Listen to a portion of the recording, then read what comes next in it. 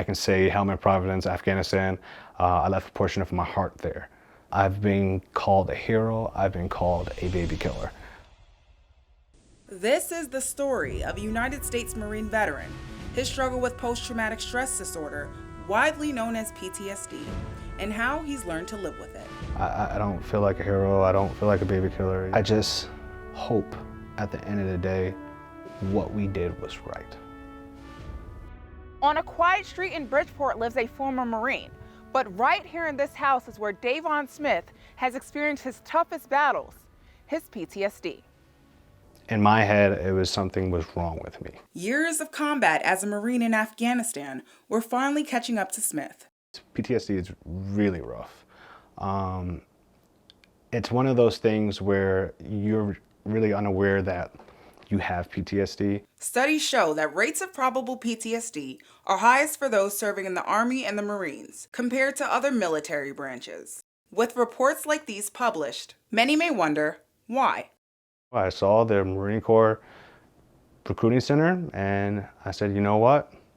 This is it. This is what I want to do.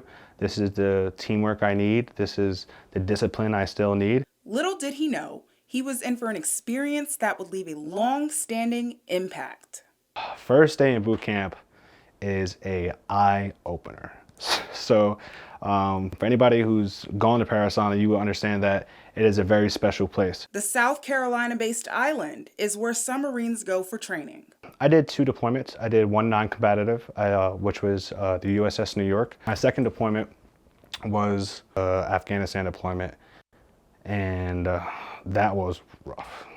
I can imagine. Yeah, every Marine wants to do their job, wants to see combat, but every Marine's not prepared for it and prepared for the consequences for that.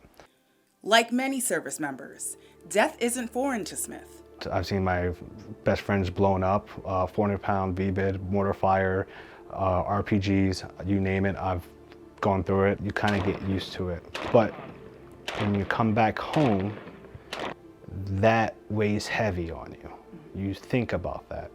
Those things don't disappear. He served over 4 years before receiving an honorable discharge. He says that's when his PTSD symptoms began. I think it's very hard for individuals to ask for help, you know, and when you're that low, you feel like you're useless. It wasn't until he decided to get help that his life turned around. Even though I am bearing the weight of post-traumatic stress, I accept it. I accept that weight.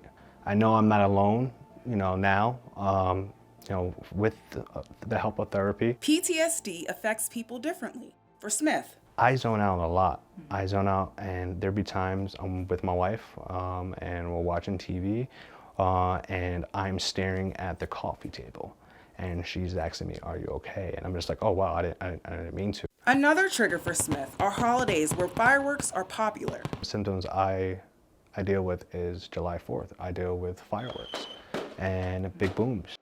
But there are things that help keep him calm, like photography. When I came home, it was a very easy transition for me to go from a scope of a rifle to a viewfinder of a lens, of a camera lens.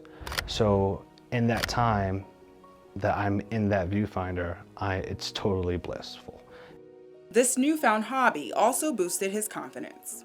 It helps me get out of this box that I'm in and that I feel like I'm trapped in. Photography was just something I really, really enjoyed. I knew that I can go out there and possibly not make $1 doing photography, but I'll be happy for the rest of my life. Since returning from war, Smith says he's learned to live with his PTSD and believes one of the best ways to honor veterans is a simple thank you.